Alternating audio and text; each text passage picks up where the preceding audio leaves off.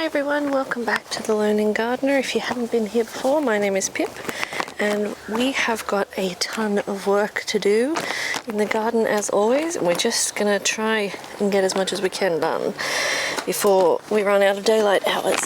So what we're starting off with is the number one priority, and it's the thing we didn't get to yesterday, which was cooling the chicken enclosure down. So we have desperately needed this clear tarp for all of winter because it has been so wet. But if you go in the chicken coop now, the tarp that was kind of providing like a lovely temperature lift and a little bit of wind protection in winter is now making it really uncomfortable. So we're not even summer, we're like, winter was a week ago or 10 days ago or something like that. So we need to like get shade into these chickens' life. Not that that makes any sense, but you know what I mean. We need to get shade into their daily life as fast as possible so they can be comfortable. That being said, I also don't trust our weather, and yeah, I just don't trust our weather. There's no and there. So what I'm thinking I'm going to do, because I was looking at where Betty White is this morning, sitting on her eggs, the blue egg exploded. We still really need, so where is she? She's up to here. So we still need rain coverage for her. So what I'm going to do is fold it back, and then we'll put some shade cloth over the rest of it. But at least that way Betty White's still concealed and protected, and if the other two eggs hatch, they're still protected, but they're getting a lot more airflow. But that's like, even the heat coming, just standing in the sun today is quite a change from what we've had recently. So we've got to get this job done. Windows wide, the curtains fly to catch the evening breeze. Without you here to keep me warm, believe I'd rather freeze. Believe I'd rather freeze. And how long can we walk that line between the sea and sand? So I've rolled it back halfway, and even that has made a lot of difference to how hot it is in here, which is nice.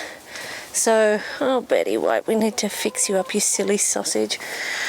She's done a big poop in her nesting box, and so she's kicked herself and her eggs out of the nesting box.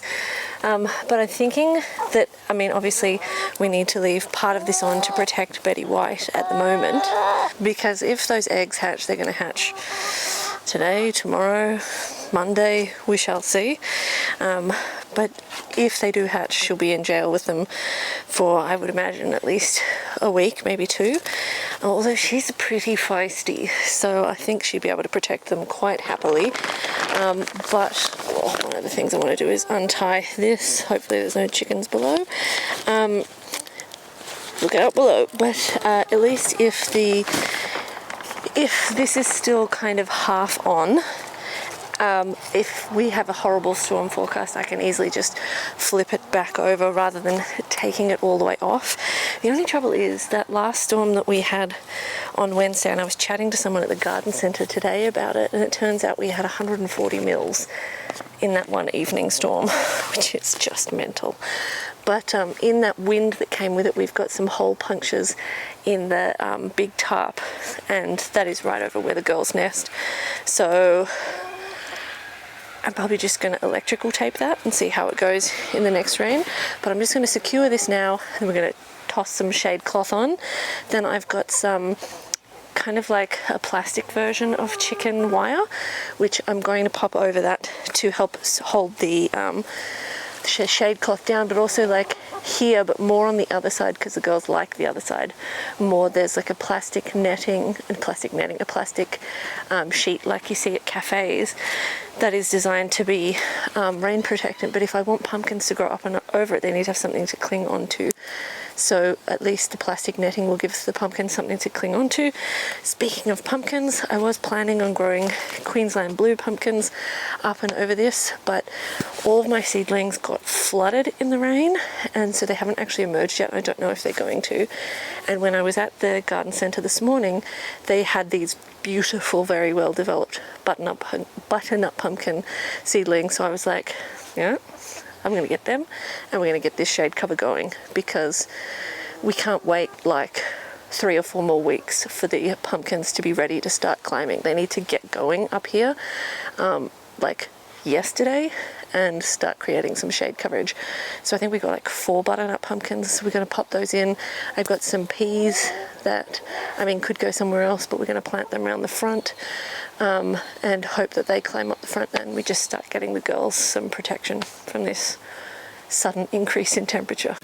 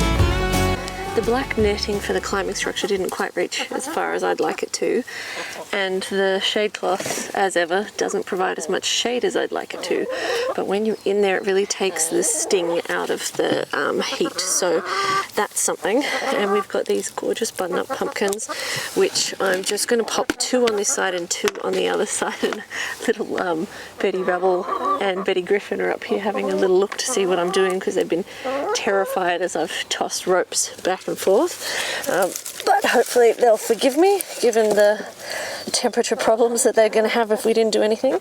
So I'm just going to put a little bit of slow release fertilizer and blood and bone in there. I'm not going to put heaps and heaps of fertilizer because I don't want the chickens to accidentally eat it, and I'm kind of hoping the chickens will make some natural fertilizer over here at some point, but I guess we really need to kind of protect these plants a little bit from the chickens initially, so maybe we'll put some netting around them, although to be honest they're not coming out today and they're probably not coming out for the next couple of days, so at least that gives the pumpkin a bit of a chance to take root and take off. I've maybe got some sort of old garbage bin thing that I could cover it over with, or the trays that come in a deep freezer that you would use in a chest freezer that I never use. I could put them over the top, but we'll just see how they go for now. But let's go pop these 2 around the other side. Hello, Griffy. Did I scare you with all that noise? Hello, Pooh. Hi, Bubsy.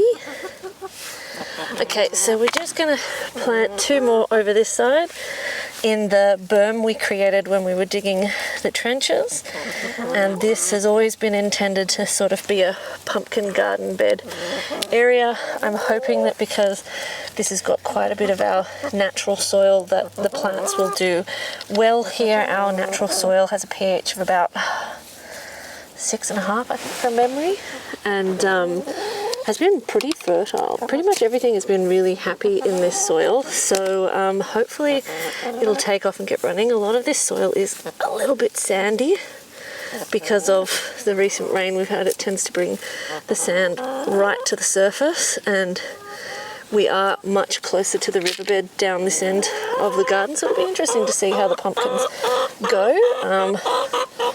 At some point I'll add some hoo-flung dung over the top of this to increase the organic matter, and of course the chickens are going to also increase the organic matter.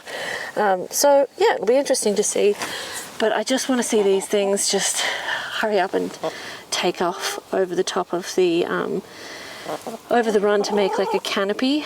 And I still think I'll probably plant some Queensland blue pumpkins over the top, but for right now I think they're blue bantam shelling peas that I've got to plant around the front, and that will hopefully create a little bit of shade from the afternoon sun for the chickens. And maybe if I'm lucky I'll get some shelling peas. I hope so, because I haven't managed to get any at all this cool season. So oh well, we keep trying.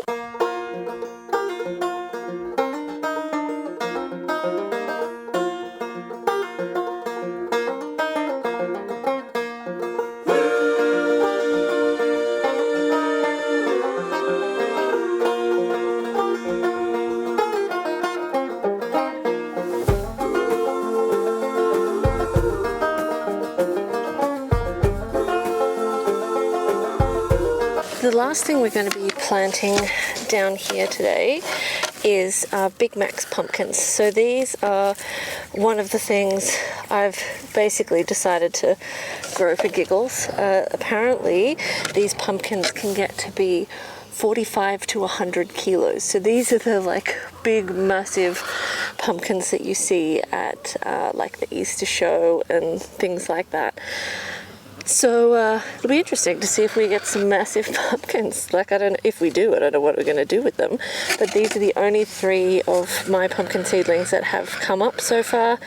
I haven't even, to be honest, waited for true leaves. I'm just going to pop them in, just because I just need this job to be ticked off.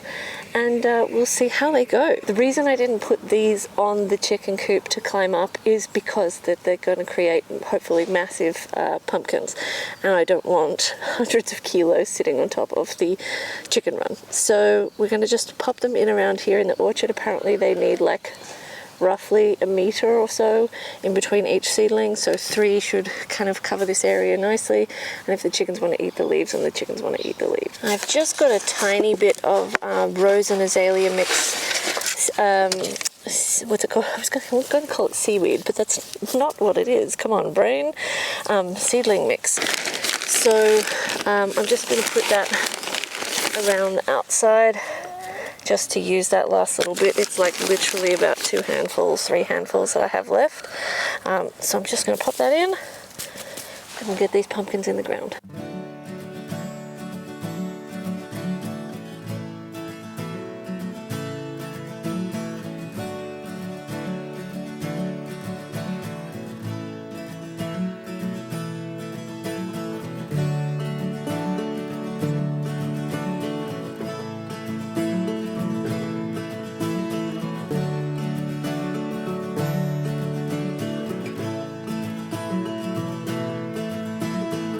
I just came into the chicken run to clean them up for the night so they have a nice fresh bed to go to, which I try and do every day.